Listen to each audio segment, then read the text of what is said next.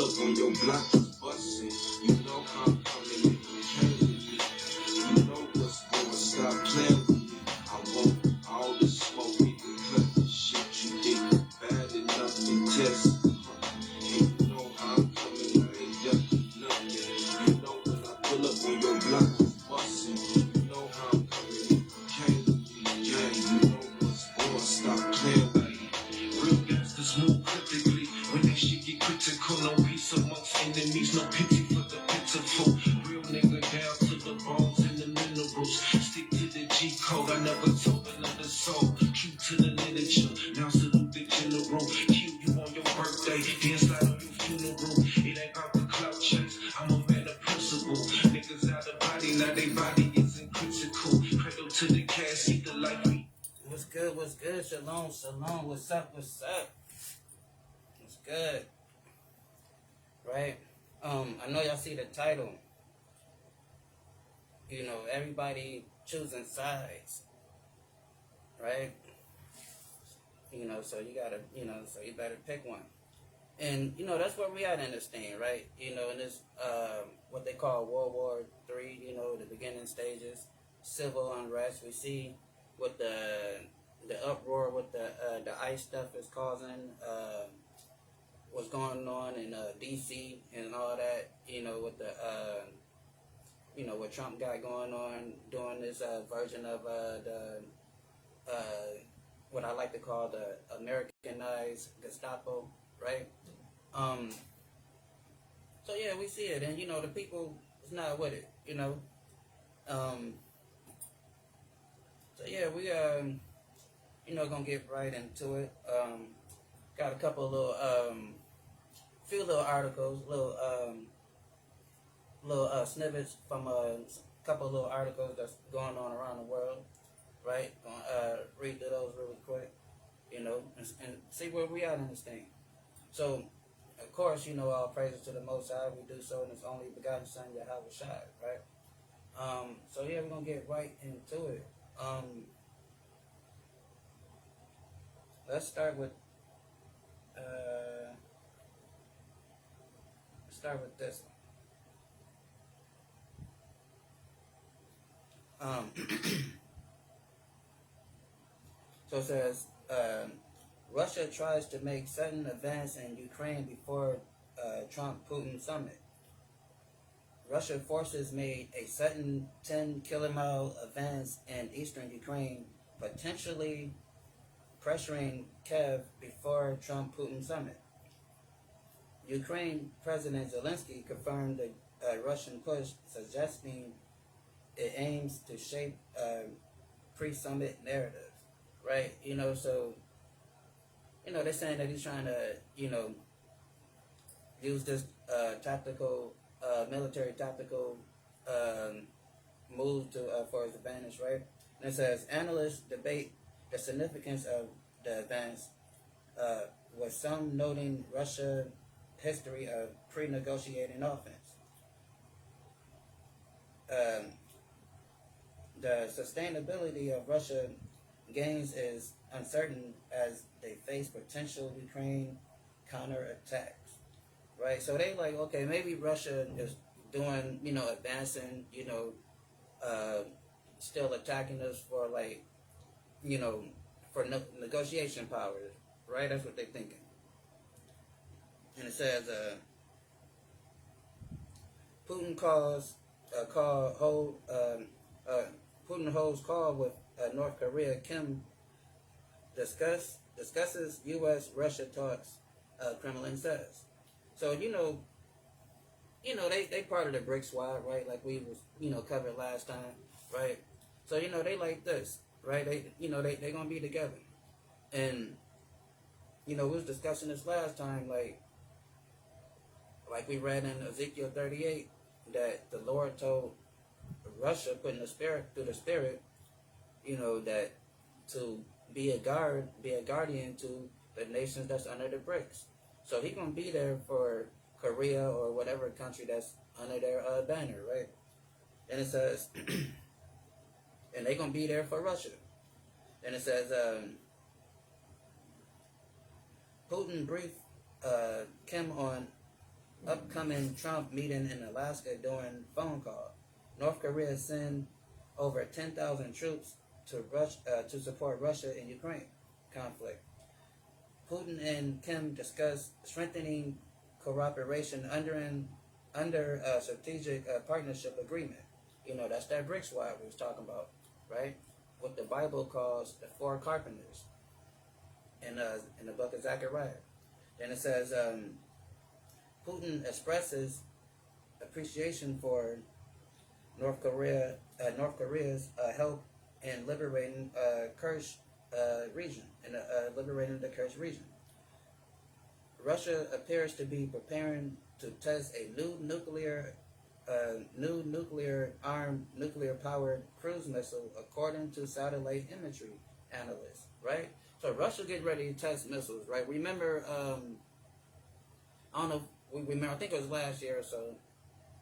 Or it could have been. Yeah, I think it was last year or so. Or it could have been or it could have been during Trump's first term. Well, not Trump's first term, but during Biden's term.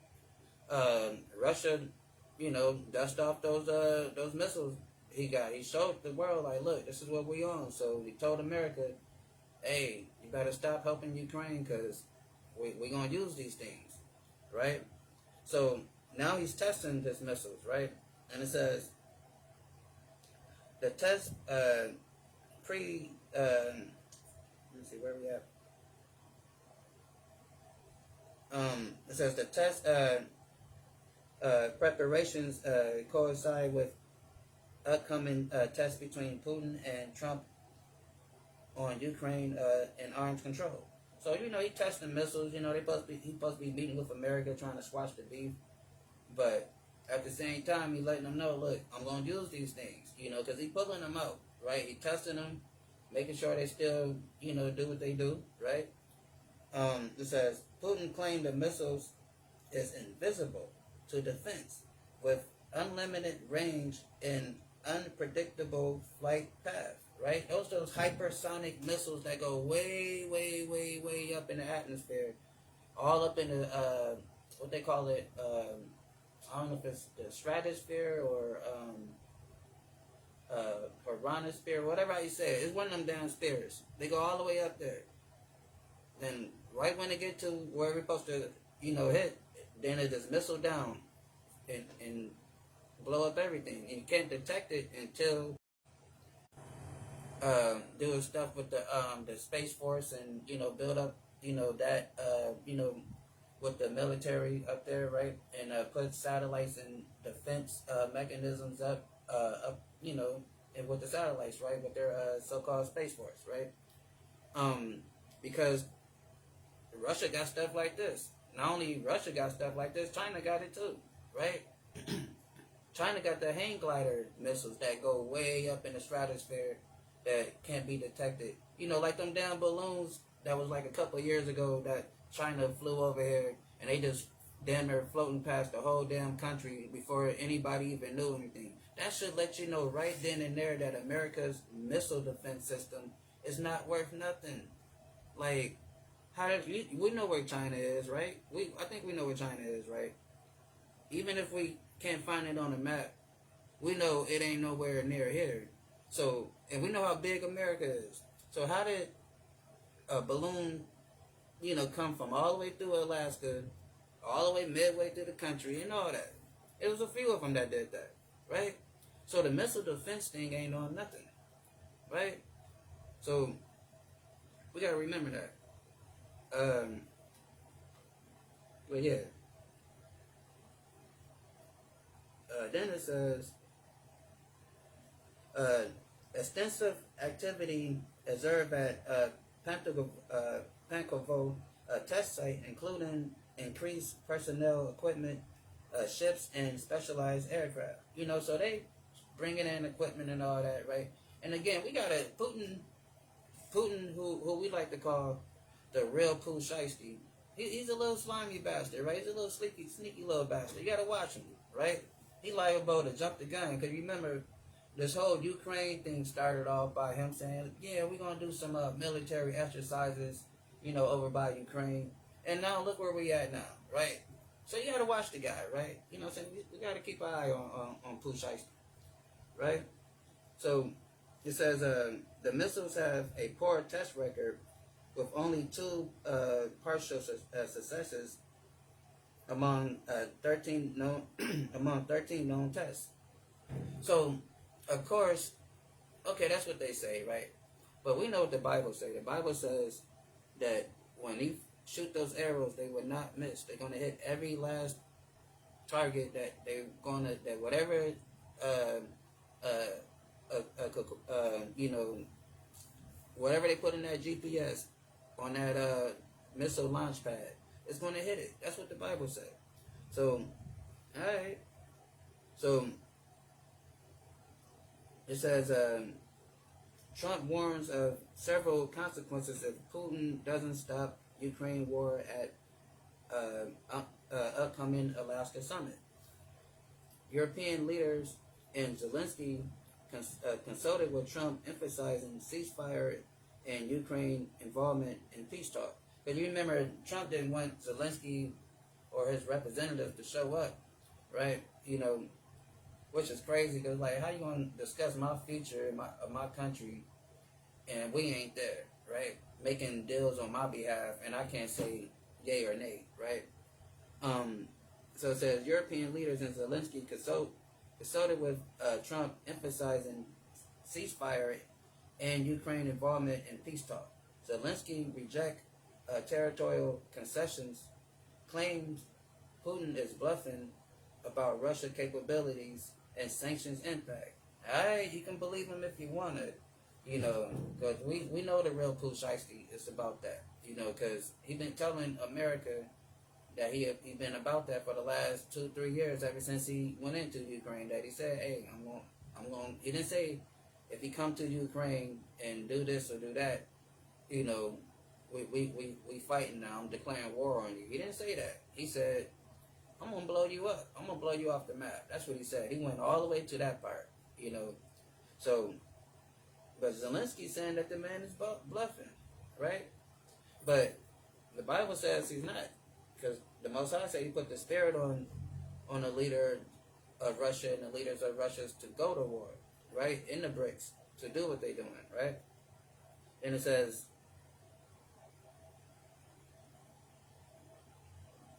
Trump stands on Ukraine giving up territory disappoint European allies who fear future Russian aggression. So, again, you know, NATO, EU, they're, you know, like we read before in Daniel, that, you know, they're partly strong and partly broken, right? Because they're partly strong because they have a great military, all that stuff, right? NATO, nobody want to mess with NATO, right? But then they're weak because politically they don't agree, you know, all the time with each other. They have to see eye to eye, and they always at odds on how they want things to run politically. So Trump is okay with Russia taking parts of Ukraine, and the other NATO and EU members like, no, because if he take that, he's going to take the other stuff too, right? And we know he's going to take the other stuff because, like we went over last time, we can read it really, really quick. It's really, really quick. In Ezekiel 38,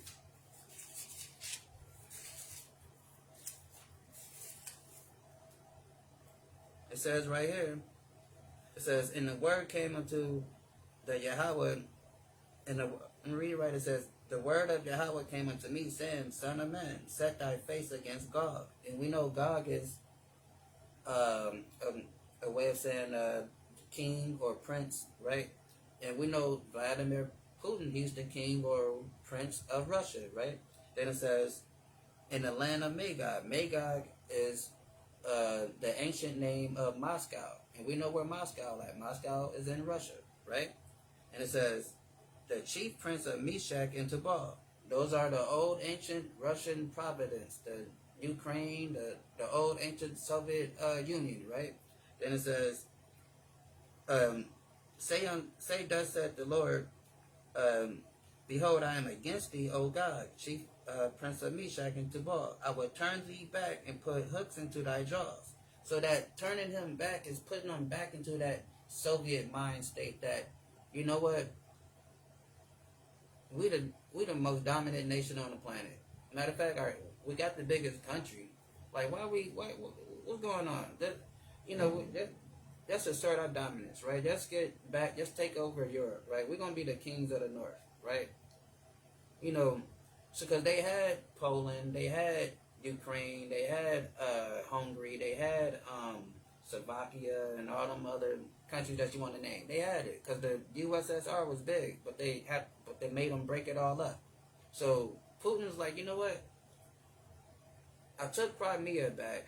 I want Ukraine too. Then after I get Ukraine, just see about Poland. Let's go to these. So this is what the other nations is thinking, like telling Trump, like, no, we cannot concede nothing because he's not going to stop. And the Bible says he's not going to stop because it says, I will turn thee back and put hooks into thy jaws, and I will bring thee forth all thy armies and all thy horses and all thy men, all of them clothed with all sorts of armor, even great accompanied with bucklers and shields, all of them handling swords. So he's going to bring all his army, and then it says Persia, Ethiopia, Libya, with them, right? Then it says all of them with shields and helmets. Gomer is Turkey, and Turkey, oh yeah, Turkey used to be a part of Russia also, and we talk about this all the time. How Turkey is a part of the EU, but they're on a docket to join the BRICS, either at the end of this year or next year, or something like that, right? So that's strange. You're supposed to be EU and NATO, right?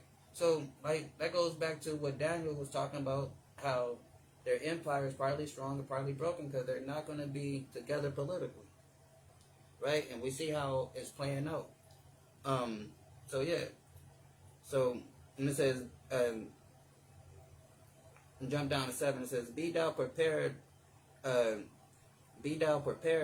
prepare thyself, and thou all thy company that are assembled unto thee, be thou a guard unto them. So he's like telling Russia, be all everybody that's under your brick squad, everybody that's under your banner, protect them, right?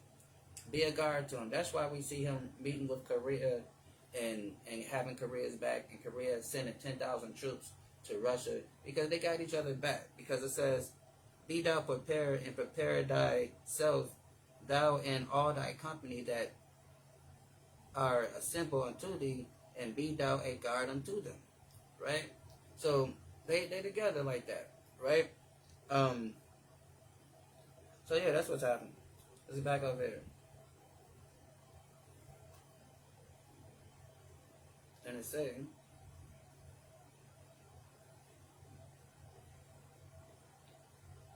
so Zelensky rejects. Okay, I read that. It says Putin forces advance in Donbass region, potentially complicating Ukraine's supply line before summit. You know, so it's basically weakening their ability to negotiate against them. Like, you know, if I take your supply line, like, you have no, you know, now you got to beg me for it back at the negotiation table. So now I got leverage. So, you know, that's how he's moving on. So Trump expects Putin to make a deal on Ukraine, aims to get a second meeting, including Zelensky. Putin signals willingness to discuss nuclear arm control during summit with Trump in Alaska. Ukraine and the European allies, a fair potential deal could cement Russia gains in Ukraine territory. Trump considered offering security guarantee for Ukraine, including NATO direct involvement, which is a no-no because Putin told you if NATO gets involved, is on. I am pushing the button right away. If I see a NATO ninja anywhere coming near Russia or doing anything to harm Russia, it's over. That's what Putin told him a while back, and I don't think he bluffing. Put the Bible to the side.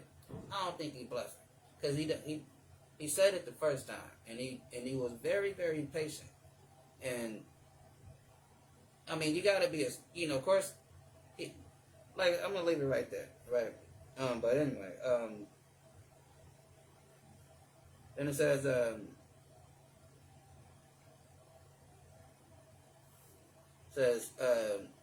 summit occurred.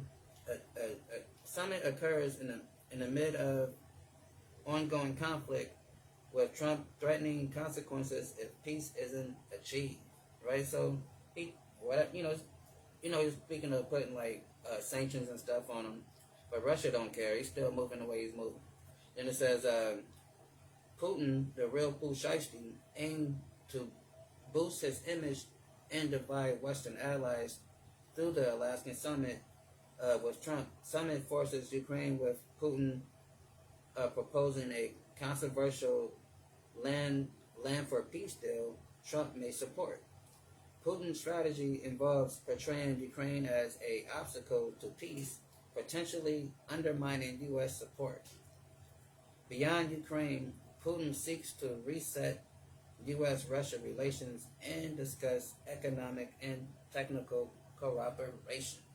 Right? Whatever. Then it says Russia appears to be preparing a new nuclear armed powered cruise missile, according to satellite imagery analysts. Analysts. The test preparation coined with the oncoming. I don't think we read that. All right.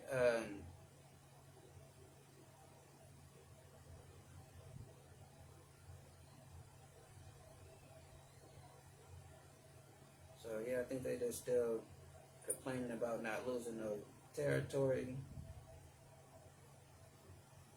Oh, then it says Trump questioned about offering Putin access to Alaska rare minerals as incentive to end Ukraine's war. Trump emphasized upcoming meeting importance for both Russia and U.S. focusing on saving lives, right? So now I'm thinking, now this is funny. When I saw this, I thought this was funny, right? So, I mean, I don't know how many of us know the history that Alaska used to be, part of Russia. Then, they, end up purchasing it, buying it from Russia, right? So now, so he's like, look, Russia, we can give you some of our natural resources, give you access to Alaska, right? I'm thinking, I'm like, Russia been your enemy since the beginning of time. I'm like, now what's stopping them from coming into Alaska and just invading the rest of the country? Like, if he wanted to, right? But yeah, so that's what I thought about when I read this. But it says, President dismissed rare earth minerals as very unimportant compared to his goal of saving lives. Report suggests U.S. Preparing economic incentives for Putin, including access to Alaskan natural resources. So basically, they're gonna try to pay the real Pusheisty off to stop beating up on Ukraine. That's what they're gonna do, right? So that's technically what they're doing. They're trying to pay the man off, right? It says Russia breakthrough in Ukraine defense exposed critical manpower shortage, with 3-to-1 disadvantage against Russian forces, right? And I've been trying to tell people this since we've been reporting on this, right? We've been doing the countdown to World War III, the road to Armageddon and all that stuff. We've been covering this ever since it broke out, right? And Biden and stuff, they used to act like, oh yeah, everything is going well, everything is going great. We just need about $100 more billion to send to them, but everything's great. And I'm telling y'all, if everything was so great, why they keep sending them money? Like they sent like $1 billion gazillion to them, and they keep sending it to them, right? It ain't all good over there. And then Russia is fighting them with their C team. They don't even have their top soldiers over there doing things over there in Ukraine. That's they C team. They got their B team, the A and A B team training with China and Korea, getting ready for NATO. That's what they doing, right? That's why he pulling out the missiles and testing them and stuff like that, right? So this man is doing damage with the C team. So imagine when he pull out the varsity on the world, right? And then, come on now, right? That's why America haven't jumped straight, and went into rescue mode. Like, if any other nation was going, supposedly invading countries and killing and doing all the stuff that they trying to say Russia is doing, if it was Vietnam or somebody like that, they would have went in with troops on the ground. They didn't, if it was India, like, shoot, Cuba or anybody else. Well, not Cuba, because Cuba and Russia is they buddy. But just think of any other small nation that can't really defend themselves. America would have went straight over there, guns blazing, blowing everything up, right? They did it to Iraq, Afghanistan, all these places, right?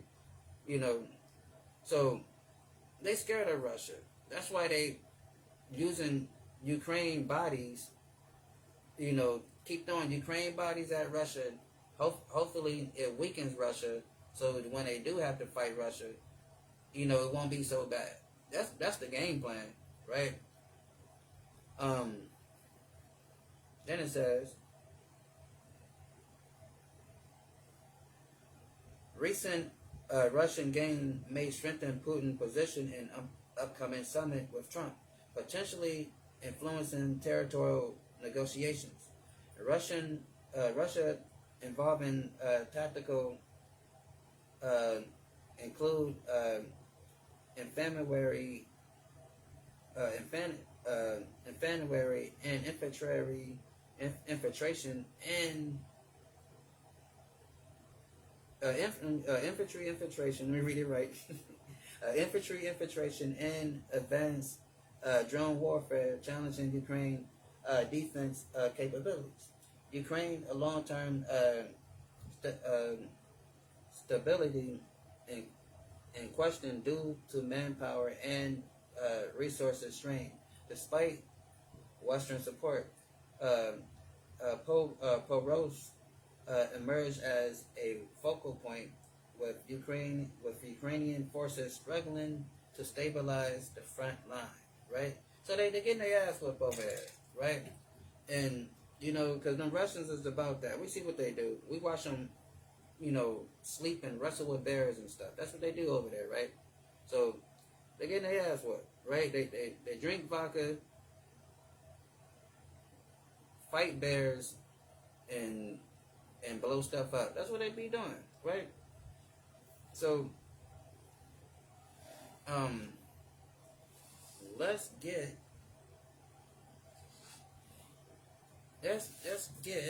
what's going on in this place, right? Because we see like the craziness and stuff, right? The civil unrest, the protesting, the ICE raids, the National Guard stuff, and that's happening, right? And we gotta understand stuff like that is going to escalate, right? It's going to escalate, right? And it's happening all over the world. Pretty soon it's gonna get to a point where people want to overthrow the government, right? So we thought the people was crazy for January 6th. Pretty soon everybody gonna be pulling a January 6th. It's gonna get to that point, right? And we see the beginning stages of people getting fed up on how this government is being ran, right? How certain things is, playing out, right? It's only gonna take. It's just the fact that America is lazy, right? America, like when we look on TV and see everybody else going crazy, burning cars and replacing their government, for the lack of better words, right? Overthrowing their government. We look at them like, oh yeah, dang, that's wild. But the government over here, people ain't happy. But America is gonna take a little shot to get them a little more wrapped up, right? But we see the beginning stages, right? And we see them, what they call the Proud Boys, or the ones with the ride around with the little Confederate stuff and all. They've been ready. They've been planning for this day from day one. They want a war. They want a civil war or race war, or whatever you call it, right? They've been planning on it. They've been trying to initiate it ever since, right? And just that we soft and we just, like just take it as, oh yeah, just random act of violence. This guy just said, no, these people want a war, and they do anything to get it going, right? Why again? Like, why do you think they buy so much? Okay, America got, you know right to bear arms, right? But why they got so much? And look what they got. A lot of that stuff is unnecessary, right? Like I said before, it's not enough deer hunting in the world to have those type of weapons that they got, right? Because they looking for a war, right? Let's get matter of fact, before let's start at Ezra, second Ezra 6, real quick.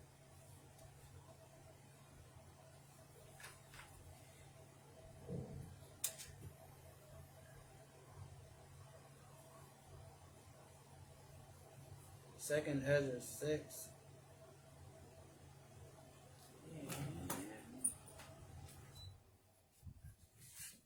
Let's see. So yeah, second Ezra 6 and 9. Right? So it says, for Esau is the end of the world, and Jacob is the beginning of it that follows. Right? So that's where we at right now. We at the end of the world, because if we familiar with prophecy and understand it, Edom will be the last ruling kingdom that will be ruling before Christ come back. So that's why it says Edom is the end of the world, meaning he's the end of this earth age, the end of this society. And Jacob is the beginning that followed, meaning the Israelite kingdom, their rulership under Christ, that's the new world to come, right? So it says, and we know that Esau is the so-called white man, Caucasian, because look, without even using, the Bible to prove it, they the ones that's ruling, right? If we're gonna believe, what the scriptures say. So Esau is will be the so-called Caucasian, right? So it says, for Esau is the end of the world, and Jacob is the beginning that follow. The hand of man is betwixt the hill and the hand, and betwixt of the hand. It says, other questions Ezra asked, thou not. So now what this is talking about, like I said, Esau being the end and Jacob becoming, the start of that new world. And when it says, like, in the hand of man is in betwixt, meaning, like, the other nations, like, people say, man, why you always got to make it black and white, right? Because it is black and white. Because it is about us and them, right? And everybody else is just in between, right? They're co-stars, So that's what it's talking about. The hand of man is betwixt the hill and the hand, meaning all these other nations, they're going to also have their time to rule and, be great nations and all that stuff. But the focus of this whole thing is about Jacob and Esau, right? So yeah.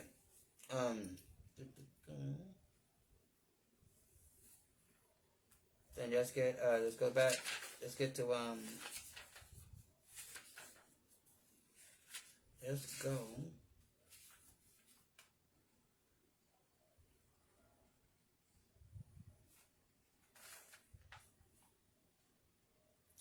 Right here, second Ezra. Let's go to second Ezra 13, and just start at 20, right? So 29. So second Ezra in 29.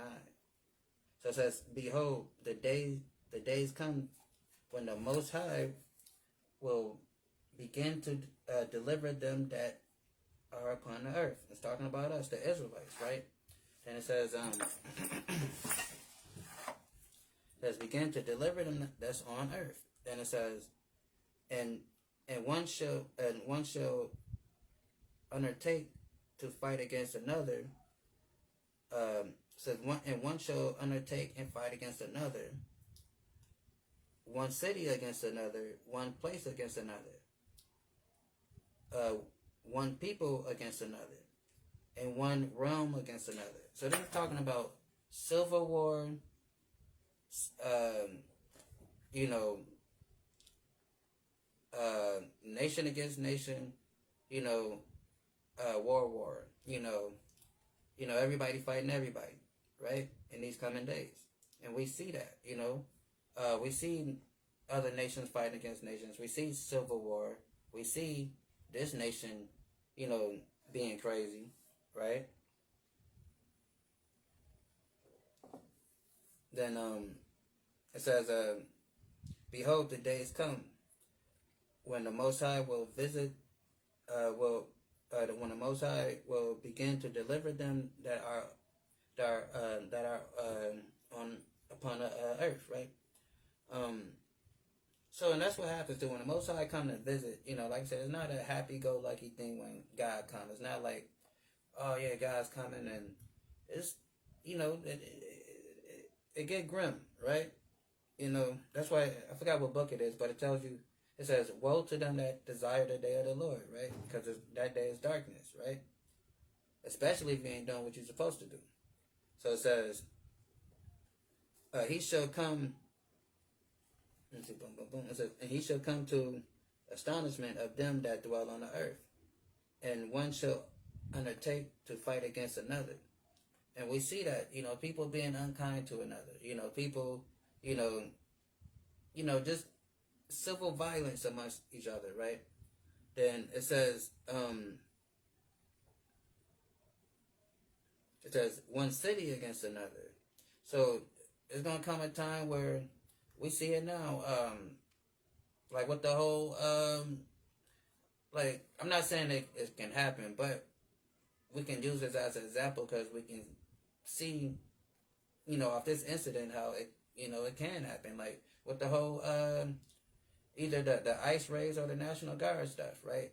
So we see a lot of governors and mayors, fighting against the federal government because of the ICE and the National Guard. So you got, on a state level, you have government officials going at it with each other. Then, now, and they got their own little private militia because the mayor, the police force is technically their private militia. So the police got to do what the mayor say do. So if the police like, you know what, hey, police, forget all that. We ain't let none of these people come in. They can do that, and the police gonna do that. Then it's just gonna be federal officers versus the local police, because the mayor don't want to. It's gonna be like that.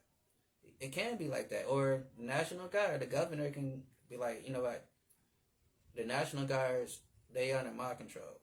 So, matter of fact, whatever. If an ICE agent come up in here, National Guards arrest him. He can do that, right? Not saying, it haven't got to that point, because everybody trying to be diplomatic and talk and sue and all that stuff, right? But as we reading, we can see how all of these things can transpire, right? And it's almost like this, like when you think about these prophecies, it's almost like that movie Final Destination, right? Because, because like we're reading about stuff that's going to happen right now. So it's like but certain prophecies that we read, we can see step by step and how it plays out and all that. But it's like, but here it's like, civil unrest can come from anything. Like people can lose their mind for whatever reason and decide to go crazy and loot and do whatever and just whatever, right? But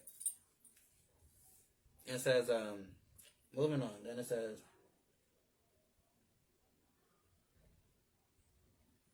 and it says, boom, boom. It says, one city against another, one place against another, one people against another, and one realm against another. Talking about different nations against, other nations. And it says, and the time shall be when these things shall come to pass, and a sign shall happen, which I show thee before.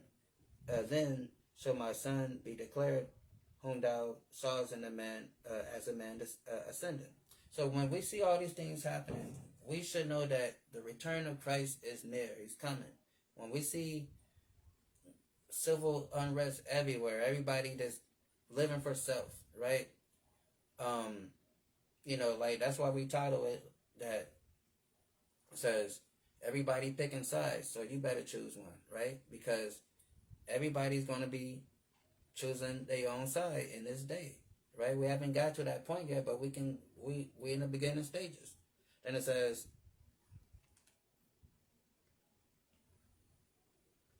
and when all the people hear his voice, every man shall in their own land leave the battle they have one against another. So, this is during the time of World War III. Everybody going to be fighting everybody, right? We're going to be living like the book of Eli. Everything's going to be crazy. Everybody fighting everybody. Armies, nations and stuff is fighting for territory and resources and all that, right? So now here comes this man, by the name of Yahushua, who the world calls Jesus Christ, and he's coming with the millions and millions. You got to say it like the Rock, and the millions of the angels, right? He's coming with them, and they what it say? It says, and when all the people hear his voice, every man shall in their own land shall leave the battle they have one against another, and an innumerable multitude shall be gathered together, as thou sawest them willing to come and to overcome him by fighting. So they're gonna stop fighting each other, and then they be like, you know what, dang, let's go fight this guy, right? He just came with, like, we don't know what this is, right? So now, of course, the elites, they know what's going on, right?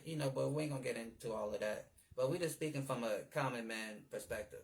They not gonna know what's going on, right? They gonna see, those what we call aerial vehicles, right? And they gonna lose their mind, right? They gonna be frightened, and they gonna want to fight it because, of course, these people, the Caucasian, the Edomite, it's in their nature to destroy anything that they don't understand, right?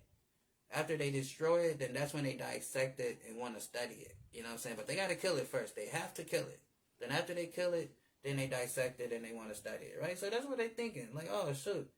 This is, let's go capture one of these things, right? Let's destroy it and dissect it, right? Let's learn from it. But what happens? And it says, but he shall stand upon the top of the mountain Zion, and Zion shall come and shall be showed, and all the men be prepared and built like as thou sawest of a hill graven without hands. And my son shall rebuke the wicked inventions of those nations, meaning all their weaponry is not going to work. They're going to come and try to, attack that poor black man who they hung on a cross 2,000 years ago, and it's not going to work because it says,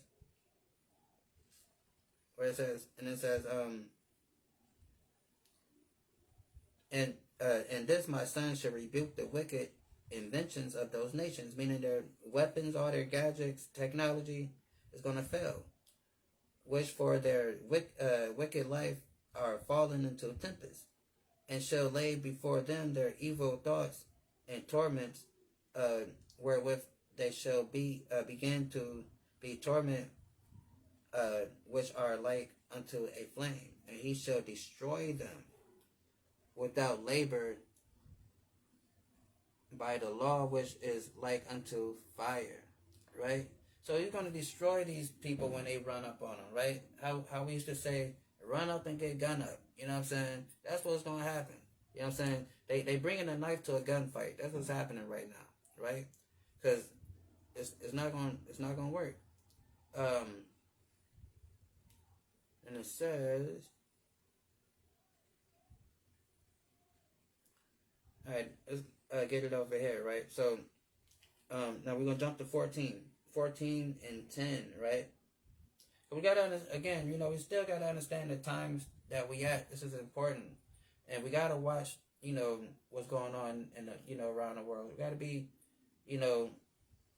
understanding these prophecies and know where we at. That way we won't get caught slipping. Because, like I say, he comes like a thief in the night, right? So, and it says, for the world have lost his youth, and the time began to wax old. Meaning, this world is getting old. You know what I'm saying? Like, that's why there's so much decay in it, so much death, so much destruction. Infrastructure ain't good. Everything is just falling apart, right? The air quality is bad. Water is bad. Soil is polluted. Everything, right? It says, for the world has lost his youth, and the times began to wax old. For the world is divided unto 12 parts, and 10 parts of it are gone already, and a half, and a tenth part, right? There remaineth which is after a half of a tenth part. So, think about this as like a clock, right? Like a little clock, right? It got the 1 to 12 on it, right? So Ezra lived, I believe, like 2,500 years ago or something like that. So now in Ezra's time, so now if the world is divided into 12 parts, so like you take the clock, divided the clock into 12 parts with the numbers, right? So now if Ezra is living during his time, the angel, the Most High through the angel is telling Ezra, look, 10 and a half already passed, right? So now if the world, so let's say the world ends at 12 o'clock midnight, right? The world ends at 12 o'clock midnight. That's when Christ come back and all that stuff happens, right? So during Ezra's time, the angel was telling them it's 10:30, you know, so we got to ask ourselves how much time is left on that clock, because if it tells us for the world is divided into 12 parts and the 10th part of it already done already and a half of the 10th part, right? So meaning 10 and a half, already the time span on this earth 10.5 already went by, and then everything gets to cracking at 12. So now when Jesus was walking the earth, Jesus was telling us that we are living in the last days. It became the last days when John the Baptist was on the earth. That was 2,000 years ago. So we got to ask ourselves, how far are we from this, right? And we see where we at when we look at prophecy. We see exactly where we at. That's why we're going through these things, so we can be prepared and understand, what's going on. Let's get 1 John real quick.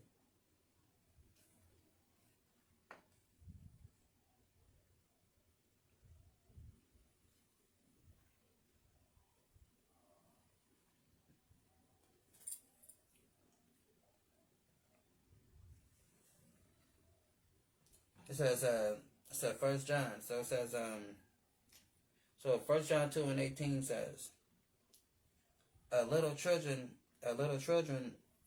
it is the last time, as ye have heard that the Antichrist shall come.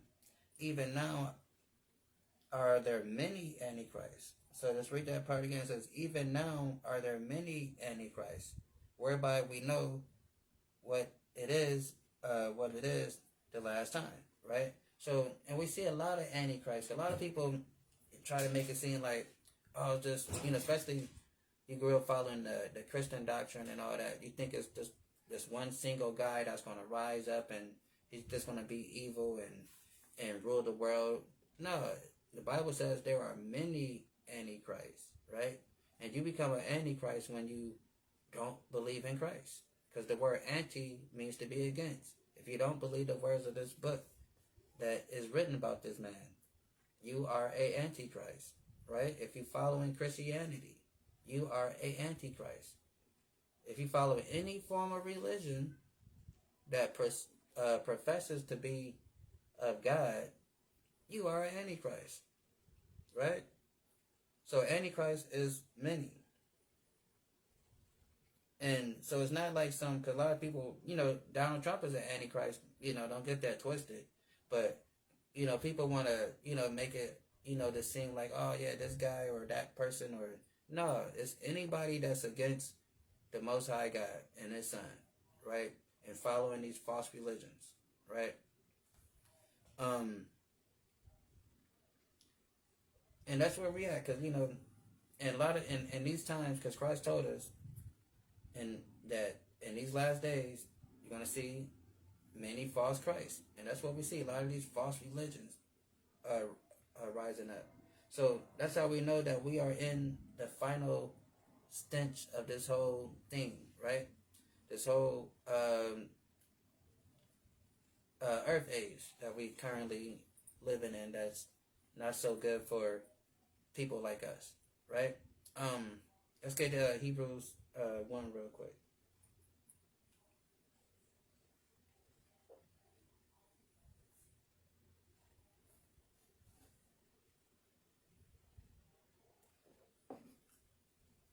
It says, Hebrews 1 and 1 says, God who at sundry times in diverse manners spake in time past unto the fathers by the prophets, who have in these last days spoken unto us by his Son, whom he has appointed heir of all things,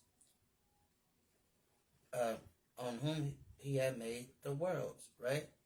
So that's where we at.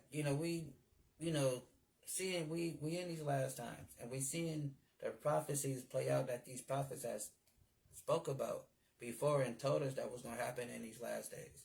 And we're now with the technology and stuff that we able to see stuff, and we able to see how it all play out, right? We can see these things happen, right? Without the internet, we won't know anything about the Euphrates drying up over there, right?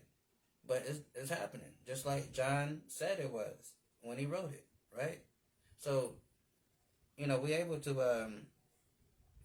witness these things as they come to pass, right?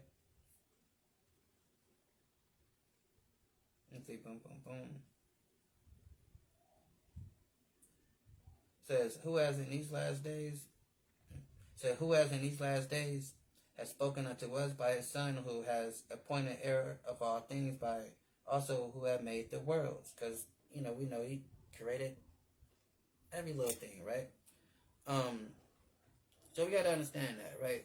What times that we living in? We're living in these last days, right? And just moving on, so it says, and there remain that which is after the half of the tenth part. Now therefore set thy house in order. And that's what we should do. We should be putting our house in order, getting everything straight, making sure our family is spiritually and mentally straight. You know what I'm saying? And and prepare for what's coming, right? Because we spend our time, materially doing for our peoples and stuff, but how often do we spend mentally and spiritually building up our children, right? And we got to do that in these days. And it says, now therefore set thy house in order, and reprove thy people, comfort such of them as be in trouble, and now renounce corruption. Said, let's go from mortal thoughts and cast away the burden of men, put off now a weak nature, right? So we gotta let those old grudges go that, you mad at this person for this reason. You've been mad at this person for 10 years, 10, 15 years now, right? This person did this or did that, they never said sorry for this or that. You got to learn to let that stuff go, because it's about to get crazy rough out here. It's about to get, you're going to need whoever you can find that got a good heart. Because it's going to be crazy, because everybody's going to be out for themselves. We just read it, and everybody's going to be out for themselves. So, and then also you want to be able to be protected in these days, right? Because if you're not forgiving to those people that did stuff to you, then how you expect God to forgive you when all this stuff happened? That's why it says, now therefore set thy house in order, and reprove thy people, and comfort such as them as be in trouble, and now renounce corruption, right? And you have to renounce that corruption. That's whether you see it, within your immediate circle or whoever, or within yourself, right? Wherever that corruption may be, right? And it says, let go from mortal thoughts, uh, and cast away the burden of men, right? So don't be all stressed out about, oh, this is bad, this is horrible, oh my God, right? Forget all that, right? Bomb is about to drop, right? The real Pooh Shiesty got the button and he's going to push it, right? So you're going to have, in a minute, you have bigger fish to fry than, oh, I can't pay this bill or this and that. Look, you're going to be trying to survive. Everybody's going to have the same problem in a minute. And that problem is going to be survival, right? And so it says, let go from these mortal thoughts and cast away the burden of men. So don't be stressed out about stuff in your life that you can't control, right? Do the things that you can control, and you gotta have serenity over the stuff that you can't control. A lot of times we get stressed out and worry ourselves sick about stuff that we have no control over, right? Because we want to be able to, discern the outcome. But you gotta understand we can't control everything. We just gotta, how they say in the church, let God at it, right? So, how they say, trust in the Lord, right? So you gotta, just not stress yourself out about stuff, right? And it says, and put off the weak nature, and put off that weak nature, whatever that weak nature is that's causing you to slip, to fall, to stumble, to not be as solid as you want to be as a person. You gotta fight that spirit. You gotta fight that, whatever that is that's causing you to not, be at your full potential. Put off that weak nature, because it is a weak nature to not be able to be at your full potential, right? And you cannot allow that to dictate and rule you, because you can't overcome it, right? So put off that weak nature, right? Put off that weak nature, right? And because we gotta, be spiritually mature, and as we, growing in this thing, we want to not be that same person that we was, right? We want to change, right? And so we want to put off that weak nature, because it's about to get real. We are that last final generation. I've been saying this since this whole Ukraine thing kicked off. I'm like, we are the generation, if we live long enough, we actually going to be the people that see Christ come back, right? And that's cool, right? Because we are that final generation, right? And that's a blessing and a curse, because, especially here in America, I was talking to another brother about this, because America is called Babylon, right? In the Bible, Mystery Babylon, Babylon the Great, right? And Babylon in the Bible is supposed to be like Mystery Babylon. This Mystery Babylon is the worst empire, right? And it's supposed to get destroyed and never ever built back up ever again, right? The people, everybody's going to be vamoose, right? So then you think about that. Then you think like, well, damn, we're here. Like, shoot. We here in Mystery Babylon, aka America. So what the hell? Like, damn, so we have the best of us and the worst of us all here in America, right? For judgment, right? And personally, if I could be honest, can I speak honestly? Speak like a man. I get it, but I get it, but I prefer to. Can I if I was one of these scattered Israelite, which I am, if I had a choice, I could have been on one of these little Pacific islands somewhere, somewhere far off, that would have been cool. Why I gotta be here with these crazy niggas, right? So, but we all here, so, and but that's the truth of the matter. You got the worst of the worst of the Israelites of all time, of all ages, from the beginning of Jacob all the way to now. Because again, we know that we regenerate. You know what I'm saying? Like, we don't die, we multiply, right? So the body dies, but the spirit comes back, right? We know that, right? We went over that. So we have the worst of the worst. Then we also have the best of the best, because he's going to use the Israelites here in America to seal the 144,000 around the world, and then we're gonna go around the world and get all the other people that been scattered, right?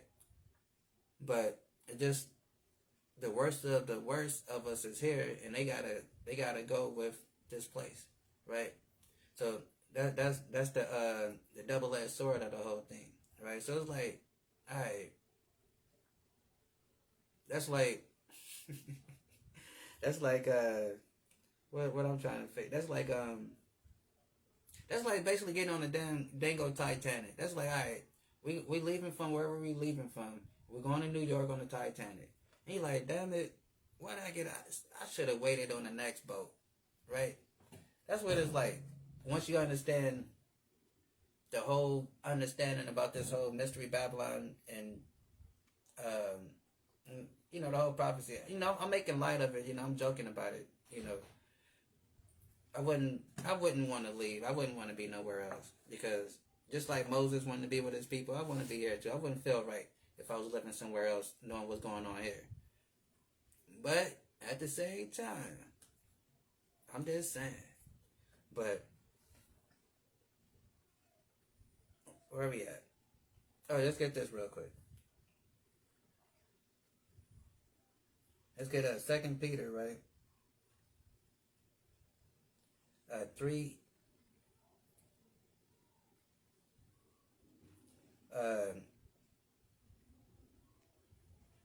3 and 10. Well, just start at 9, right? Says the Lord is not slack concerning his promise, right? Because we got to understand, we got the promise, right? The Israelites, read about that in Romans 9 and 4, right? We got the promise. Says the Lord is not slack concerning his promise, as some men count slackness, right? Because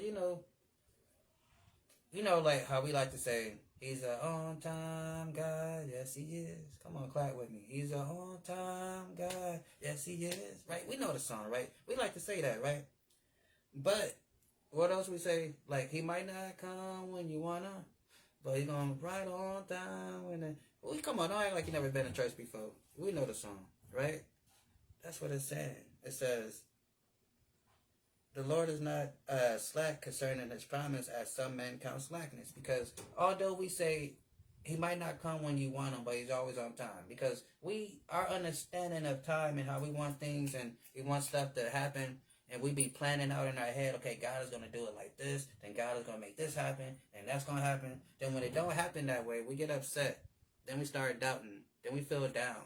Like, oh, dang, it didn't happen like that. So how we count slackness, or how we count how things should move, how we predict the layout, it don't always necessarily correspond to how God is going to always do it, right? So we got to understand that.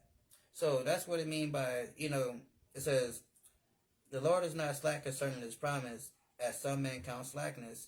So, meaning he's not, although we might think he's late, or we might think he doesn't react on how we think he should react when he react, but it says, but long suffering to usward, not willing that any should perish. So he don't want us to die, right? You know what I'm saying? He loves his people, right? He don't want the Bible says he takes no pleasure in the death of the wicked, right? he don't like to do that stuff, but he got to get rid of it. He can't have it around, right? And it says, but that all should come to repentance, right? So he wants to all come to repentance, right? And it says, but the day of the Lord should come as a thief in the night. And that's what we got to understand. The day of the Lord is coming as a thief in the night. While we, doing, what's that stuff? The Nicki Minaj challenge or whatever that stuff called, and other little TikTok dancing videos and other little crazy stuff, and not, looking at the times and where we at. We got to understand, it says, but the day of the Lord will come as a thief in the night. And that's where it's going to come. It's going to come when you least expect it. When Trump and them having these meetings talking about peace and stuff and everything's great,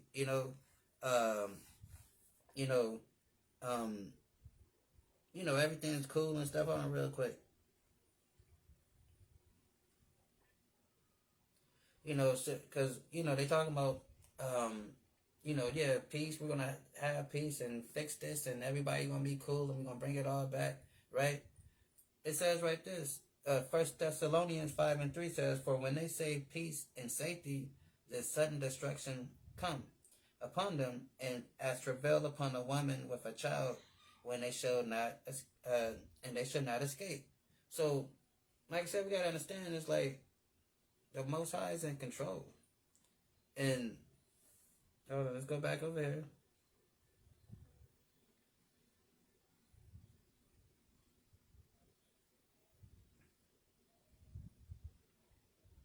Then it says, hold up. It says, but the day of the Lord shall come as a thief in the night, right? So,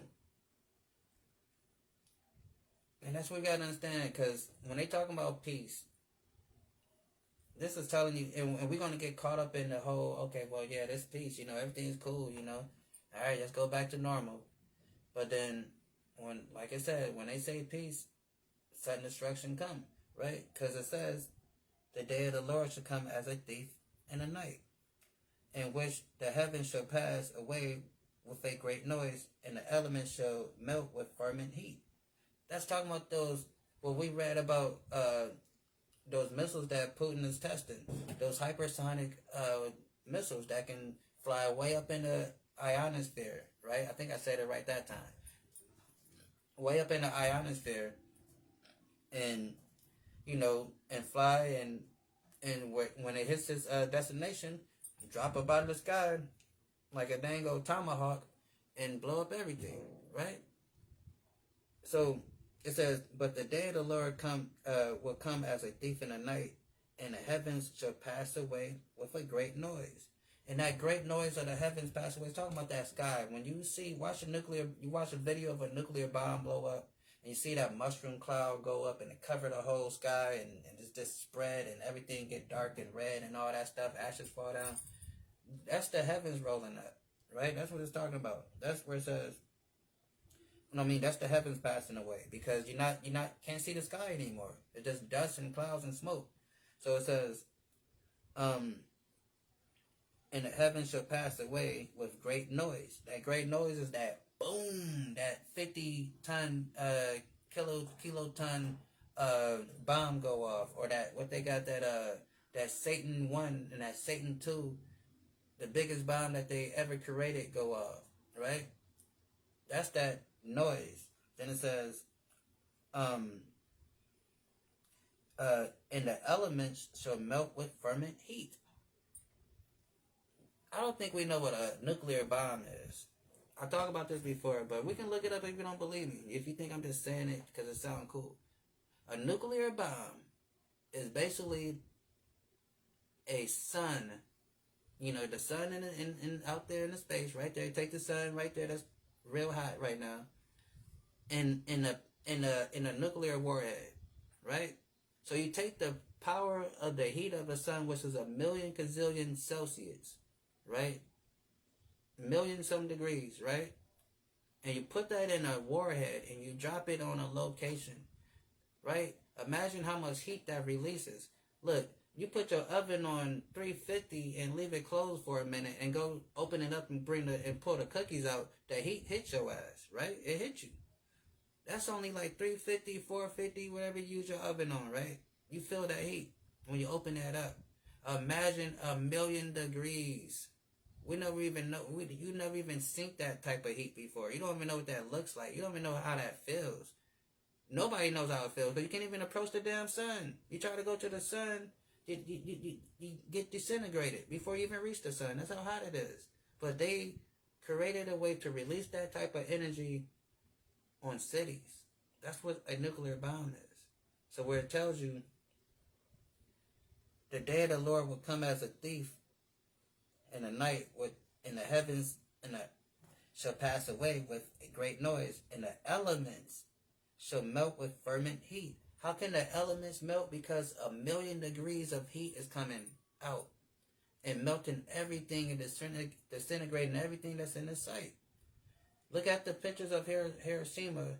You can see sketches of people, bodies that were standing wherever they were standing at, doing whatever they was doing during that day. If they was like sitting, holding their cup like this, when the bomb went off, they whole shadow or whatever is sketched on the wall or the ground or wherever they was at. Disintegrated, right? Melted. Like never to be, you can't even, it's like, it's crazy. That's what it does. And they got stronger stuff now. Then it says, and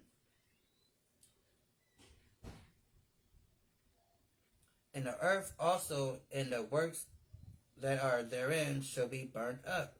Seeing then that, now this is the point, seeing then that these things shall be dissolved, all manners of, what manner of person ought ye to be, right? So you got to ask ourselves, we know, knowing the power of a nuclear bomb and knowing what's coming, because these people going to push it. I mean, come on now, we know their history, right? The white man ain't never created a weapon that he didn't use, right? Because that's why would he create it? He wants to use it. When they created the atom bomb, they knew the power of it. They knew that it packed the power of a sun, right? And they used it anyway. They used it twice, right?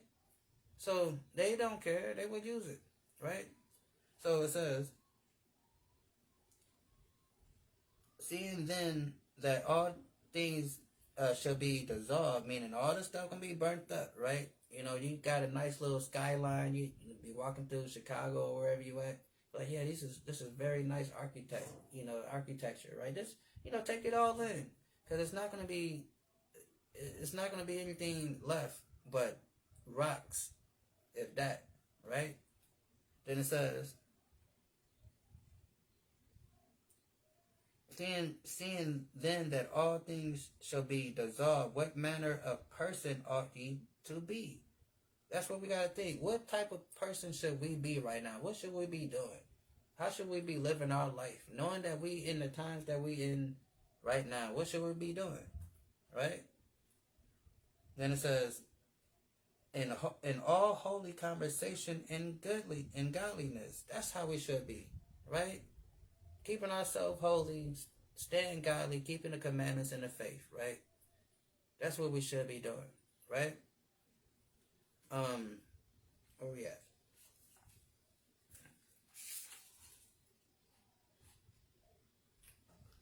Then back over here. So it says, back over to Ezra's 14. 2nd Ezra's 14. And it says, let go from these mortal thoughts, cast away the burden of men, put off now the weak nature, and set aside the thoughts that are most heavy unto thee, and haste thee to flee from these times, right? So we gotta prepare ourselves mentally and spiritually, right? And of course, whatever resources you can muster up, food, water, supplies, weapons, whatever it may be, right? All that, of course, that goes without saying. Let's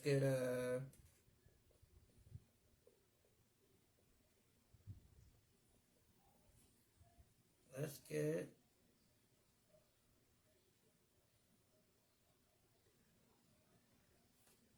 All right, let's go to 15 real quick.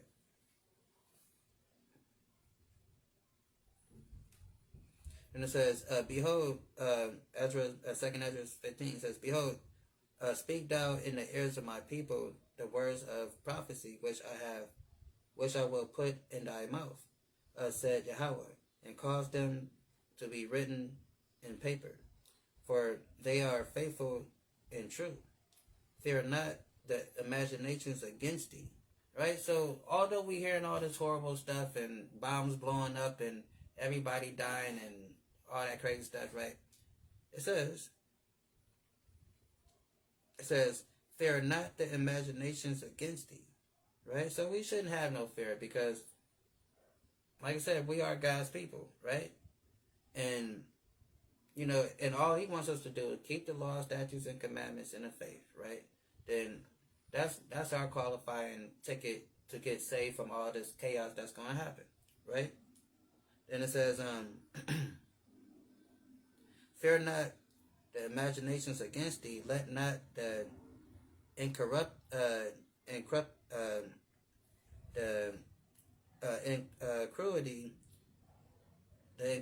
of them trouble thee, and that speak against thee, right? Because these nations, they, like I said, oppression, all that, that goes without saying. It says, for all the unfaithful shall die in a unfaithfulness, right? So because there's no fixing these people, that's doing the oppression because they're wicked. God designed them to be wicked, right? And it says, all the unfaithful should die in their unfaithfulness, right? And that goes for, our people too, because we have a lot of unfaithful people that just, no matter what, they just like, whatever, man, going with that stuff, right? So it says, for all the unfaithful should die in their unfaithfulness. Behold, said the Lord, I will bring plagues upon the world, the sword, famine, death, and destruction, right? And that's what we're seeing now, the sword of the Lord upon the world. That's why it's war everywhere, right? Food shortages, energy prices is going up, right? A lot of stuff is happening, right? Then it says, for wickedness have exceedingly polluted the whole earth, and their hurtful works are fulfilled. Therefore said Yahweh, I will hold my tongue no more as touching their wickedness, which they profanely commit, neither will I suffer them in those things in which they wickedly exercise themselves. So God, look, I done sat back long enough, watch these people destroy the earth, destroy the people, do all this wickedness that they've been doing. He said, no, I'm about to get with them. It says, behold, the innocent and the righteous blood cry unto me, and the souls of the just complain continually. It says, and therefore the Lord, I will surely avenge them, and receive unto me all the innocent blood from among them. It says, behold, my people is led as a flock to the slaughter. I will not suffer them now to dwell in the land of Egypt. And we know America is spiritually called Egypt. Read about that in Revelation, right? So yeah, God, like I'm gonna start defending my people, right? Because I done seen enough, right?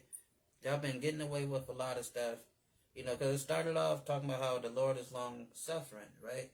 Because he doesn't, how it says he doesn't count slackness the way we count slackness. So these people have been allowed to get away with, they've been getting away with, but he's going to get with them. And we got to understand that, a lot of our people don't want God to bring justice on a white man. They think, oh, well, we got to forget all that. But they never said sorry. They never did anything to rectify the situation. They never did anything, but yet you have a whole section of our people They'd be like, oh, that was a long time ago. We gotta forgive and forget. It wasn't everybody. It wasn't all of them. Right? That's what people say, right? But that's not how God see it, right?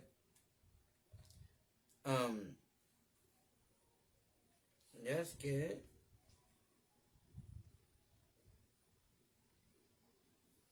Let's keep going. Matter of fact. Then it says, I would bring them with a mighty hand and stretched out arm. I would bring them with a mighty hand and a stretched out arm and smite Egypt with plagues, as before I will destroy the land thereof. Egypt shall mourn in the fountains and the foundations punishment that God shall bring upon it. Wait, hold on, boom, read it right. Egypt shall mourn, and the foundations of it shall be smitten with the plagues and punishment that God shall bring upon it. That till the ground shall mourn, they that till the ground shall mourn, for their seeds shall fail through the blasting of hell, and with a fearful consolation, woe to the world and them that dwell therein. Right? So, like I said, just talking about bringing all these different plagues that we can read about in Revelation, right? Upon this place. He destroyed Egypt with 10 plagues, and he's going to take America down in 7, right? And that final plague being the nuclear war. And it says, for the sword in their destruction draw nigh, and one people should stand up and fight against another. Right? So talking about civil war, right? It says and swords in their hands, for there shall be a sedition among men. Meaning we ain't gonna get no finnuck in that day. Right? Everybody is gonna be, NWA got that song, F the police, right? It's gonna be really F the police that day. The police ain't gonna have no say-so in this day. The police is gonna be regular, like a dango pocketbook nerd in that day. That's how much respect the police gonna have in that day. Because it says, what did it say? It says,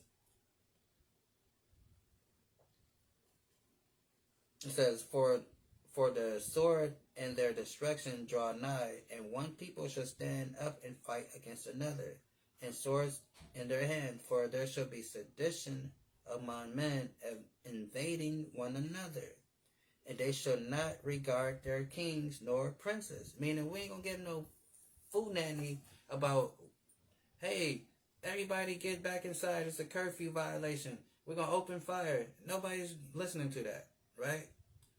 Nobody's gonna, the president is getting on TV talking about, hey, look, I'm sending in the National Guard, I'm shutting this down, blah, blah, blah.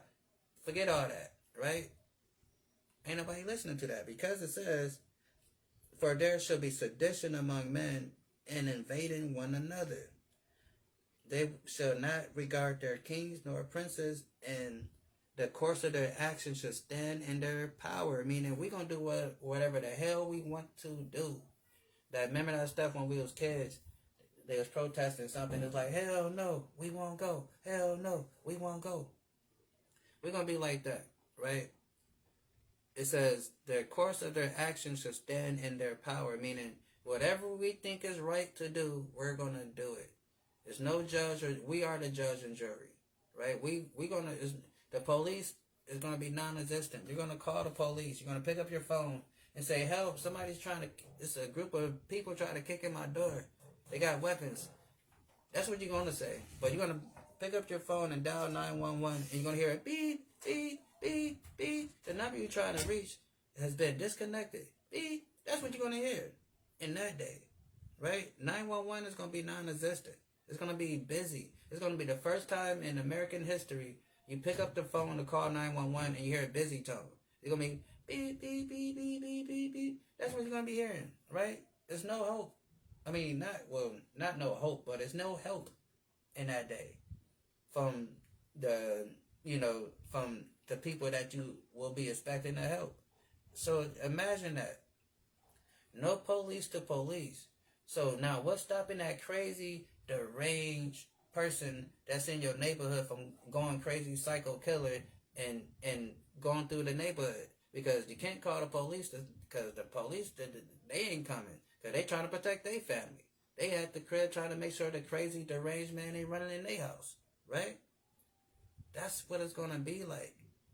So our trust is in the Lord and the Most High, and who the world calls Jesus Christ, who we know in Hebrew to be Yahweh Shai, right? That's who we put our faith in and our trust, right? But everybody else is going to be crazy. It's going to be wild, right? Not to say that we ain't not going to see that or feel that. It's not that we exempt, but He's going to give us peace during that time. He's going to help us during those days, right?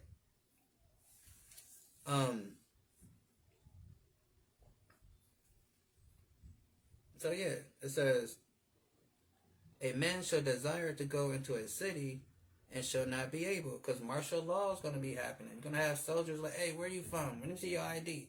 Where you going? What you coming here for? What you coming in? No, you can't come into Illinois, right? Matter of fact, get in this car. We're taking you to a camp, right? To a FEMA camp, right?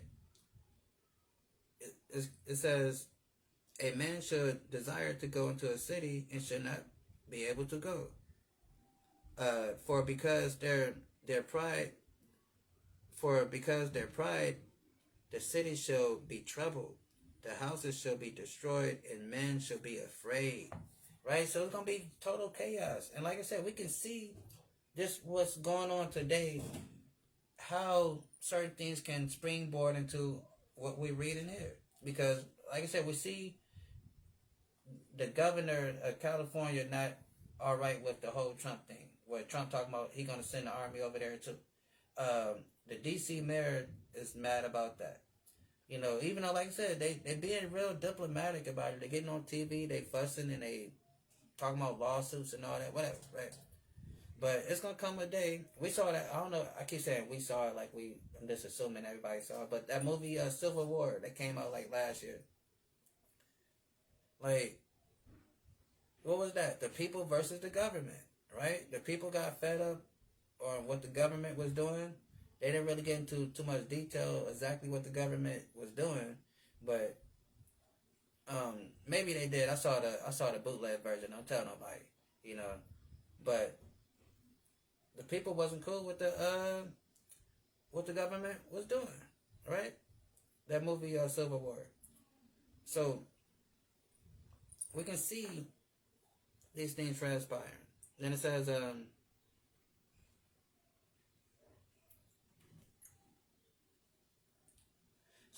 a man shall have no pity upon his neighbor, but shall destroy their house with the sword, for spoil their goods because of lack of bread. For great is tribulation. So people gonna be hungry. Grocery stores are gonna be empty. No more tissue because everybody done bought all the tissue. So they gonna be running to your house and be like, they gonna be knocking on your door like, hey, you got some food? You might give them some food the first few times. They might be kind of peeping in a little bit, seeing what you got up in there. They might notice you got a whole big old room full of stuff. It's like, all right, okay, thanks. They come back. Next time, they got a gun with them. They kicking in the door. They robbing you, taking everything you got because you got it and they don't, right? So it says, a man will have no pity on his neighbor. So somebody that you've been neighbor with all day long, hey, what's up, Bill? How you doing? How's the wife? Oh, yeah, like your lawn, nice grass, whatever. You've been doing that all for the last 10, 15 years. That man going to slit your throat because he has no bread, right? And his family need to eat. And you got what he needs over there. That's what's happening. That's what's going to happen, right, in that day. It says, a man shall have no pity on his neighbor, but shall destroy their houses with the sword and spoil their goods because the lack of bread and for a great tribulation. So that's what's coming, right? And we see this stuff. We see, like, And even if, we see it, like, even if, just to say, like, um, one of these countries just come out and declare war on America, right? And just say they hit a major city with one of these bombs, right?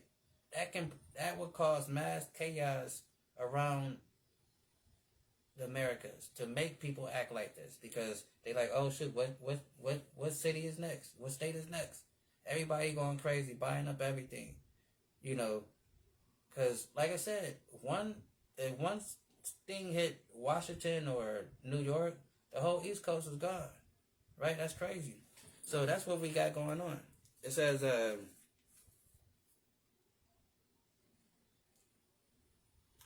but shall destroy their houses with the sword and spoil their goods because the lack of bread, and for a great tribulation. Behold, said God, I will call together all the kings of the earth to reverence me, which are from the rising of the sun, from the south, from the east, and Lamanites, to turn themselves one against another, and to repay the things that they have done to them. So God is going to bring all these nations into the valley of Jehoshaphat, Jerusalem, the valley of decisions, and make them fight each other. That's why he's bringing them all down to the Middle East, getting them all together and make them fight each other to the death, right? That's what God is doing. And it says, and to repay them, and repay the things that they have done, that they done to them, right? Like as they do this day unto my chosen, so what I also do, so do also in recompense in their bosom. Meaning God is going to bring it straight to them, right? Direct, straight and direct. That said Yahweh God, my right hand shall not spare the sinner, and my sword shall not cease over them that shed innocent blood on the earth. And we know these people shed innocent blood. They go around the whole world oppressing and shedding innocent blood, right? So that's what's coming. Let's get this really, really quick. Let's go to Isaiah 14, right?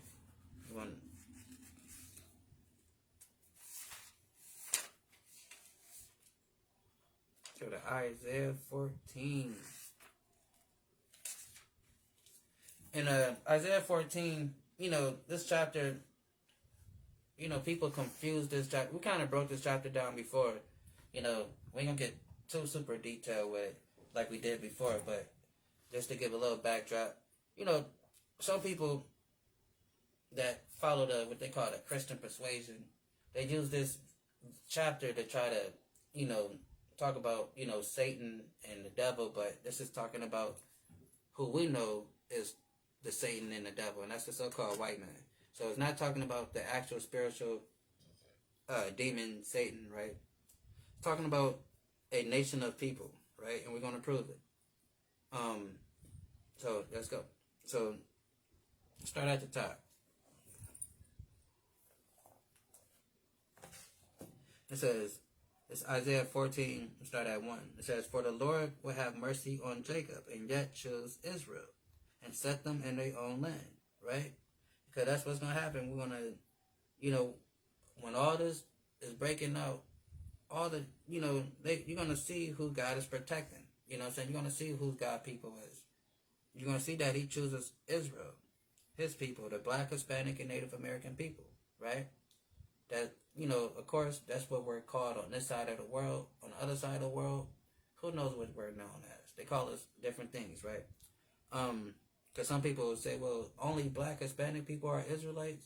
Like, no, but that's what we called on this. That's the name they put on us on this side of the world, right? And then wherever we're scattered to on the other side of the world, they call us other things, right? So, anyway,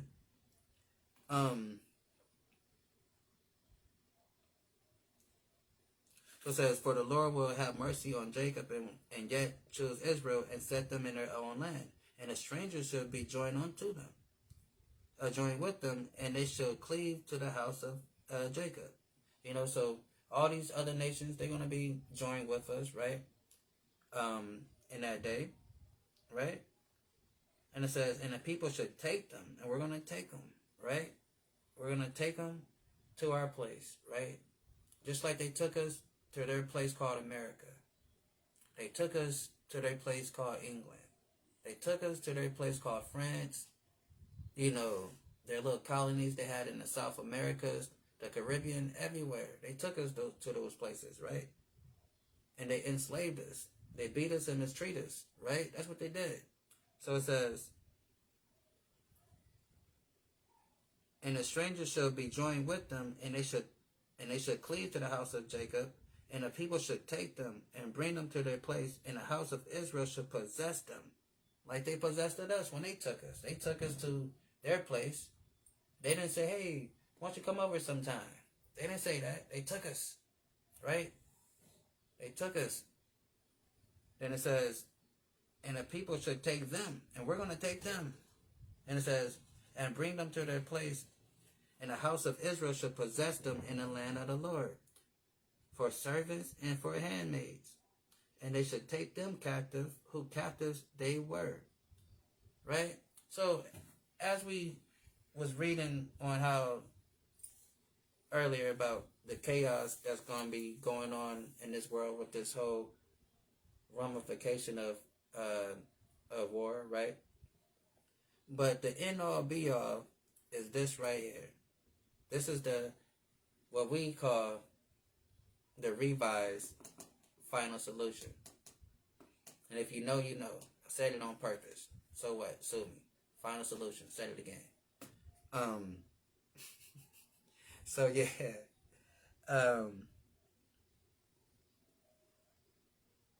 That was funny. Then it says, and the people should take them and bring them to their place, and the house of Israel should possess them in the land of the Lord for servants and for handmaids, and they should take them captive, who captives they were, and they shall rule over their oppressors. That's what's coming, right? That's the future. That's the end all be all. That is the final solution, right?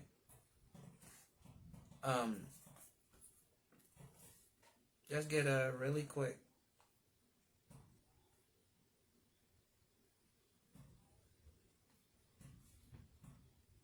Let's get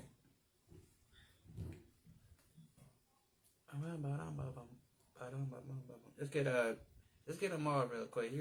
Let's get Psalms real quick. Let's get Psalms 14 and 7. It says, Psalm 14 and 7 says, oh, that the salvation of Israel, not the whole world, right? We never read that in this book at all. It says, oh, the salvation of Israel, where come out of Zion, when the Lord bring back the captivity of his people, right? Because we're in captivity right now, whether you like it, understand it, or believe it or not, right? We're in captivity. It says, when the Lord bring back his people, to bring back the captivity of his people, Jacob shall rejoice and Israel shall be glad, right? That's what's going to happen, right? So when it says, for the Lord will have mercy on Jacob and yet choose Israel and set them in their own land, we're going to be glad because we're going to have, these brand new servants that we got that's going to give us a good, we're going to have a good 1,000 year free labor out of these people, right? Let's get Jeremiah real quick. Jeremiah 16 and 16. And it says, behold, I will send for many fishers, said the Lord, and they shall fish them. After I will send for many hunters, and they shall hunt them, for every mountain and every hill, and out of the holes of the rocks, right? So, we're gonna take them captive. Who captives we were, like we just read. And it says, "Behold, I will send for many fishers, and after said the Lord, and they shall fish them." Right, and that's what we're doing right now. Right, we're fishing our people. Right, you know, we're fishing, and because that's what fishers do. They fish. You know. Then it says, and said the Lord, and they shall fish them. After I will send for many hunters, and they shall hunt them from every mountain and from every hill, out of every hole and rock. Right. So it says, because like I said, like some of our people just hard headed and just too conform to this world to where we have to forcefully drag these people and get them and take them out of there, and and they not gonna want to go, right? They're gonna be like that old person that live in their house too long that don't want to go, right? Then it says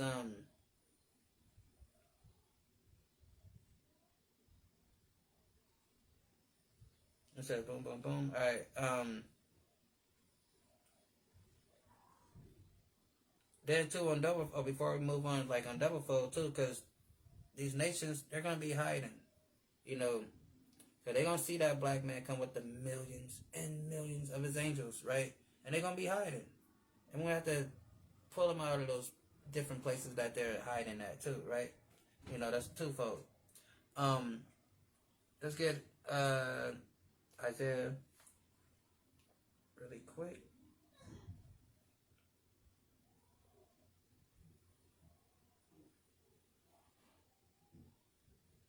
Isaiah 60:10 says, "And the strangers shall build up thy walls, and their kings shall minister unto thee. For my wrath I smote thee, but in my favor I have mercy on thee."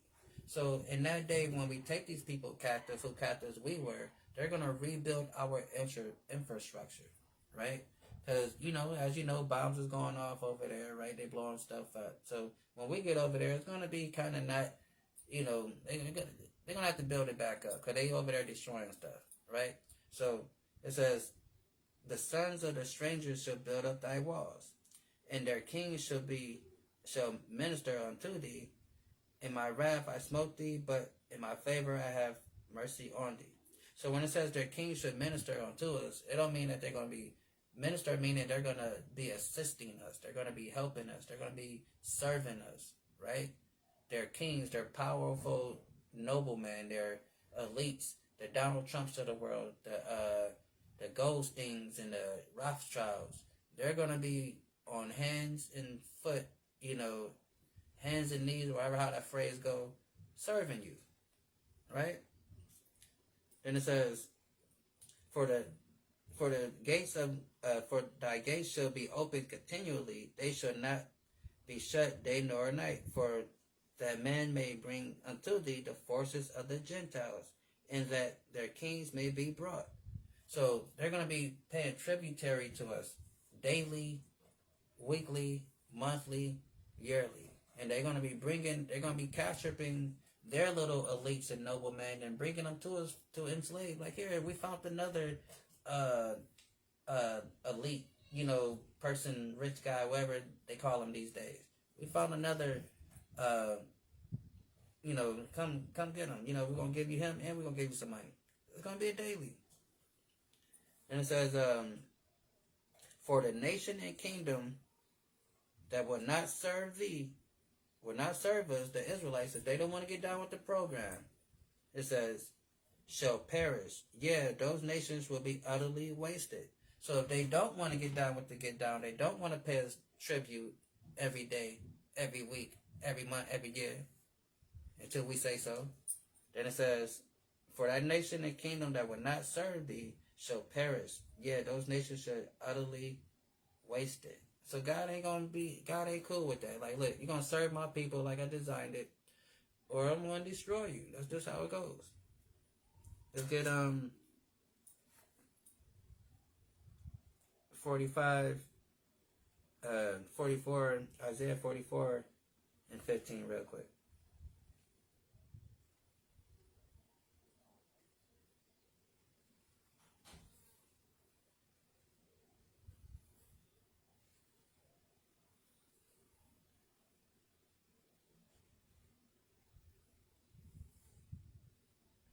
And now let's get matter of fact, we can skip that. Let's get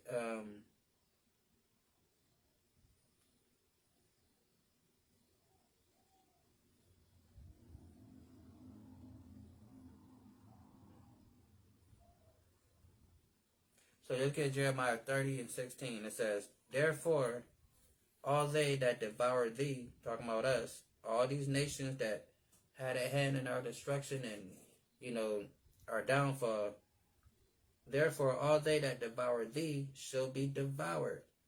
All thy adversaries. So all these nations that coming against us and that will come against us, it says, all thy adversary, every one of them shall go into captivity.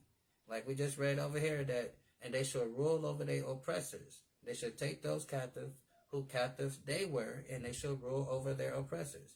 And it says over here that in all thy adversary, every one of them shall go into captivity, and they shall and they that spoil thee shall be spoiled, and all that prey upon thee I will give for a prey. That's called justice, right? That's what's gonna happen, right?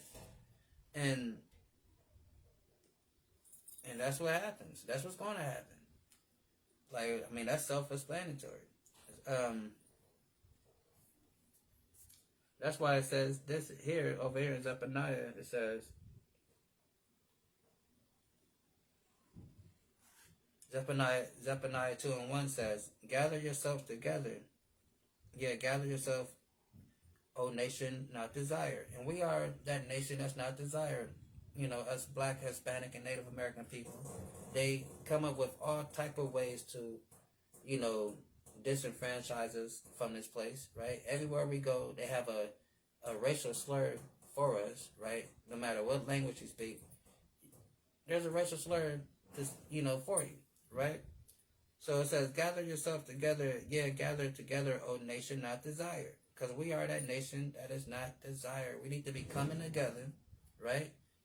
And understanding that this government is not conducive for our living. They're not trying to do anything to further the agenda of the black and brown, right? That's not what they're here for. It says, gather yourself together. Yeah, gather together, O nation not desired. Before the decree bring forth, before the day pass as chaff, before the fierce anger of Yahweh come upon you. Before the day of the Lord's anger come upon you. Right? Because the day of the Lord is a fierce day. It's not like, oh, you know how they do it in the movies. You got like an angel singing. It's like, oh, violins and harps playing and a bright shining light come through. It ain't like that. It's death and mourning when the Most High put his foot on the ground.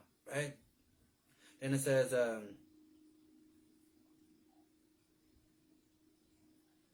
before the decree bring forth, before the day pass as chaff, before the fierce anger of the Lord come upon you, before the day of the Lord's anger come upon you, seek ye the Lord, ye all meek of the earth, which have wrought his judgment. Seek righteousness, seek meekness.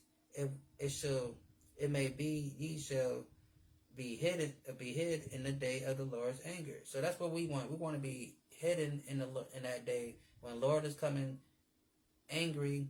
Like that diabolical person that's at work or in the family that always blows up and be storming through wherever and blah, blah, blah, blah, blah, and everybody, then you got, then the people be quiet. They put their head down and don't want to make eye contact with them because they like, man, I want them to look at me. They start going off on me, right?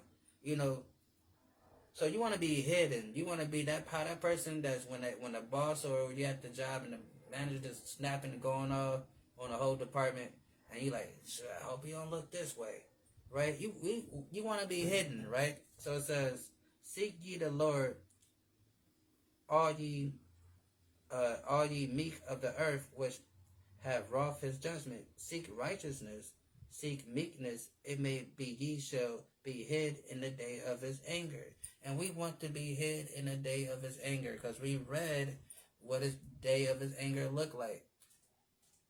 Sedition. People running up in your house taking whatever you got because they ain't got it, right? You know, friends turn into enemies. Family becomes strained. You know what I'm saying? That's what the day of the Lord look like. Civil war, global war, all that, right? So we want to be hidden from all those things, right?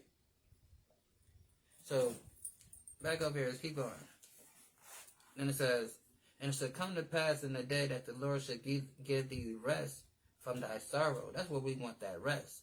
And from thy fear, and from the hard bondage wherein thou was made to serve. Right? So who we know in history that served hard bondage? We have, right? The so-called Black, Hispanic, and Native American people have served hard bondage. The so-called person with the little curly stuff hanging from the side that had a little coaster sitting on top of his head. Show me the history and archaeology of them having hard bondage. But yet they say they the people of this book, right? So where's the archaeology? Where's the history? They have nothing but made up fairy tale lies that they done tricked the whole world with and got everybody thinking that they the people. But it says, and it shall come to pass in the day that the Lord shall give thee rest give thee rest from thy sorrow, from the fear, and from hard bondage wherein thou was made to serve. Right? So now these people that's coming back to the land of Israel, these Israelites, right? They're coming back from lands where they were made to serve hard bondage. And we know through the transatlantic slave trade how we were scattered to the four corners of the earth. We know through the sub-Sahara Arab slave trade how it was also scattered to the other side of the earth, right? Where is those people at? I'll tell you where they at. They're financing everything. That's what they're doing during that time. They're financing the boats. They're putting insurance on the boats and on us. That's what they're doing during that time, right?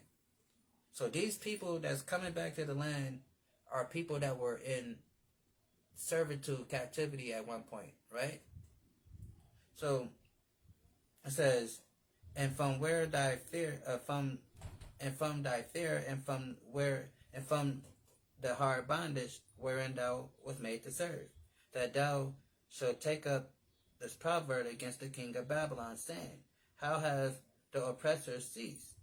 The golden city ceased. So this is what we're gonna be looking at America and they whole little cronies. Like, this was a great country, but now it's nothing. Then it says,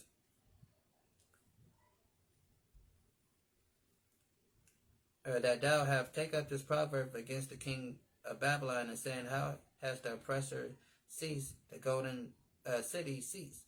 The Lord hath broken the staff of the wicked and scepter of the ruler. He smote the people with wrath continually, with a continual stroke. He that ruled the nations in anger is persecuted, and none hindered. The whole earth is at rest and is quiet. So meaning when God destroyed this nation, ain't nobody gonna try to do anything to try to help America. You know, the people's gonna be happy, be like, yay. It's just like when Debo got knocked out. When Craig finally beat Debo, the whole neighborhood was at rest, right? Red got his chain back. Smokey got his $200. Everything was cool, right? Neighborhood went back to the same, right? So that's what we see in here. So let's jump down to here real quick. Let's jump down to 21. This is the point, right? It says, prepare slaughter. This is Isaiah 14 and 21. Prepare slaughter for his children, and for the iniquity of their fathers, that they do not rise, nor possess the land, nor fill the face of the world with cities. So the Most High said, prepare slaughter for these people, right? It says, prepare slaughter for his children, for the iniquities of their fathers. So for all you coon-ass Negroes that want to be like, oh, well, it ain't them. They didn't put you in slavery. It ain't their fault what their ancestors did. God doesn't see it that way, because he said, prepare slaughter for his children for the iniquity of their fathers, for the white supremacy system that they have set up to this day, right? That they still operate in. Because if they're such the good ones and not like their ancestors, then why are they still here? That should be the question that we ask. Why don't they take their butt back to France, England, Germany, wherever they came from? If they're such, it should come to a point where they're like, this is not right. Our ancestors killed like a gazillion people to take this land. We're just gonna leave. Just go, right? They don't say that, right? They wouldn't say that, right? So that makes them co-conspirators in the court of law, right? That's what that means. So it says, prepare slaughter for their children for the iniquities of their father, that they do not rise nor possess the land. So God don't want them to build up no type of infrastructure, no government, none of that stuff. It says, nor fill the face of the world with cities. So no more of them conquering and building up stuff no more. It says, nah, prepare slaughter. We're going to erase all of that, right? They're not going to have this capability anymore, right? It says, I will rise up against them, said the Lord of hosts, and cut off from Babylon the name and remnant and son and nephew, said Yahweh, right? So he's going to destroy them, right? Beat them and mistreat them. I will also make a possession for the bitter and a pools of water, and I will sweep it with a besom of destruction, said the Lord of hosts, right? So that's what's coming, right? So we got to understand, we got to,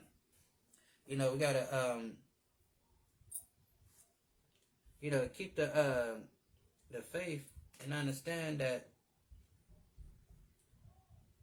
the Most High God, he fights for his people. That's why all this stuff is happening. And yeah, we're going to see, a lot of crazy stuff that's happening. Some of us going to get caught up in it, right? But we got to keep the faith and understand that, he's going to pull us through it, right? And even if we do, manage to, be unalive on this side before we see him come back. But long as we stay faithful to the end, we will be in that, we will be a part of that, that what they say, first resurrection, right? So, that cool stuff. So we got to keep that in mind. So yeah, hopefully that was edifying. I didn't mean to go this long, but we we have to get through it though. We have to go into it though. And let our people know that what's coming, so we won't be caught off guard. When things happen. So I'm gonna say shalom. Hopefully that was edifying. You got a better understanding of what's coming. We can prepare ourselves mentally, spiritually, all that cool stuff. Love each other, right? And all that cool stuff. Shalom, peace. I'm out. Till next time. Shalom.